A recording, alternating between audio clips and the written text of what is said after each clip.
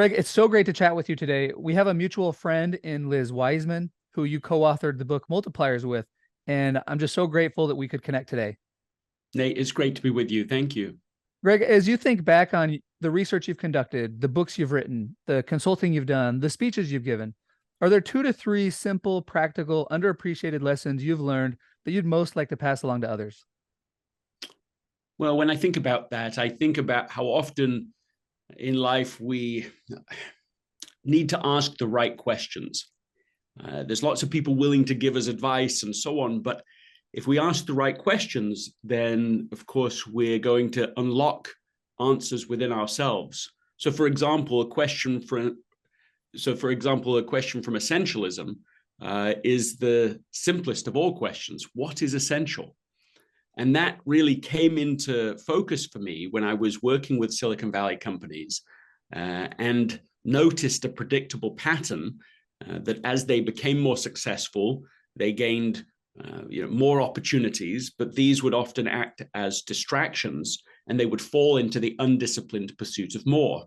And so the very things that led to success also then led them to plateau in their progress or start to fail altogether.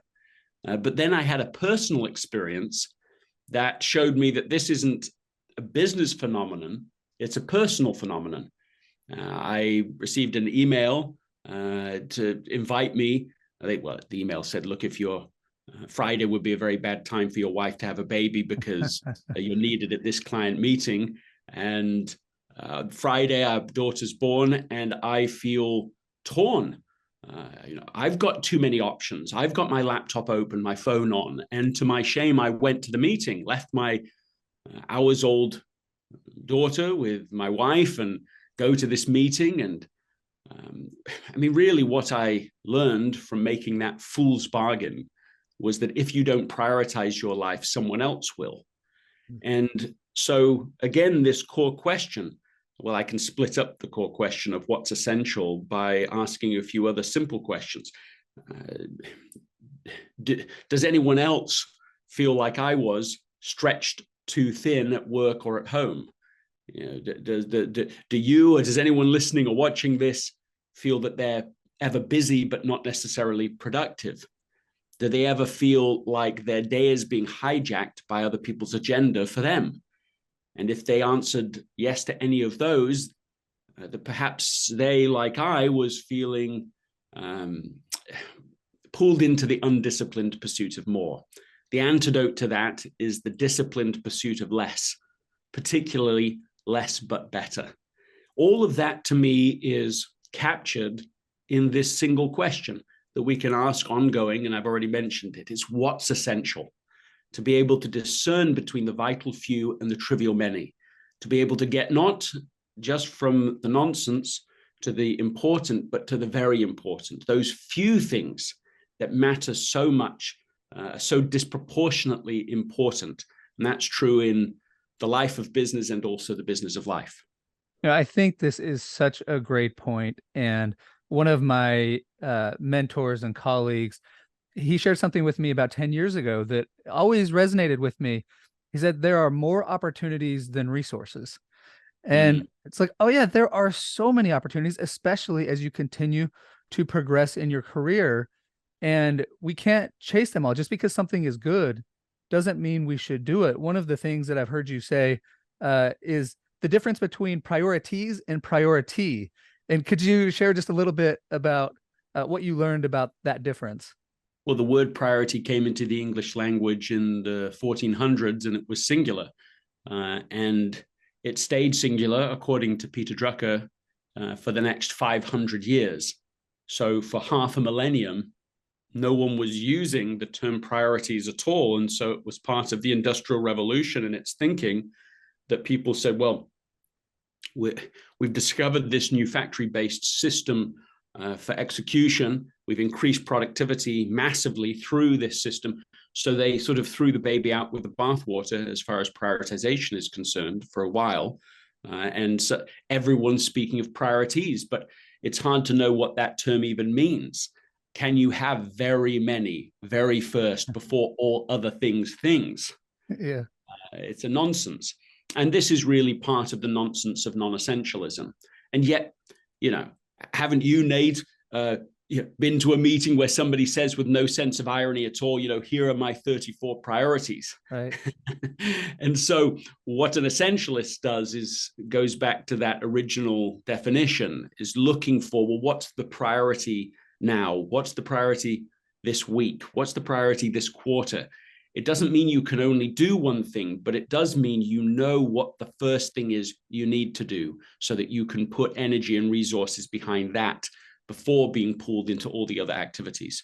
Yeah, I just think that is such a valuable framework. And then another way to think about this is when you're asked to do something or you have an opportunity, maybe the mindset is either it's 100% absolute yes, or if it's not, if you don't want it that bad, then it probably needs to be a no.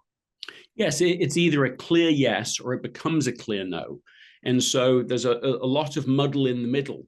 So if you imagine prioritization on a continuum, something that's completely non-essential at one end of the continuum and highly essential at the other, well, sometimes we don't have a problem discerning between those two, although sometimes even there it's not so obvious when people are so addicted to their email, for example. But still, typically people can. But in the middle, this is the real test. When something is 50, 60, 70%, even an 80% yes, that takes a different kind of mindset and skill set to still weigh it up and say, well, maybe not, or even clearly not. I think about this as a 90% rule. If it isn't 90% or above clear yes, you automatically default it to no. And something has to then justify itself. Someone or something has to push back to becoming a yes if it didn't get through that original criteria. I just think there's so much wisdom in this approach and in your book, Essentialism. And I just think of, LeBron James. He's coming up, singular focus on winning the championship. I got to get a championship. I got to get a championship. You get the championship. Now you got the movie deal, you've got the book deal, you've got the artist deal, the recording label deal. And now you have all of these opportunities, which are great. And that success can therefore lead to poor performance because now you're getting pulled in all of these different directions. And so I love your framework, Greg, of what is essential. Well, and you just used an example of someone who at least has had to keep grappling back to what their focus is and so on. There's so many examples that we don't know the name of, that maybe they made it into the NBA and the same kind of thing happened. Suddenly they had more money, more opportunity than they'd ever dreamt of having.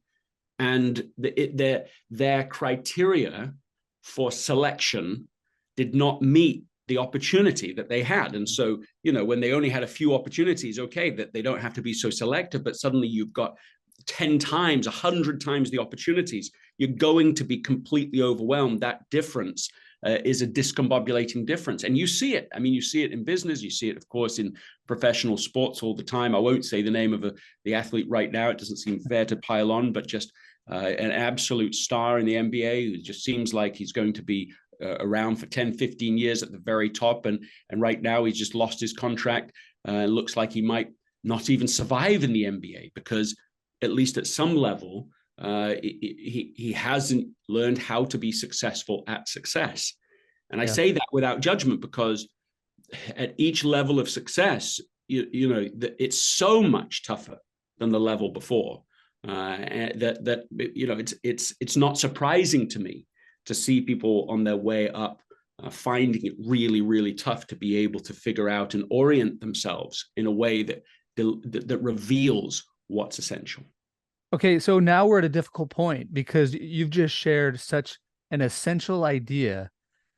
Do you want to share any more ideas? Do you have one more idea you'd like to share, or should we wrap it up right there?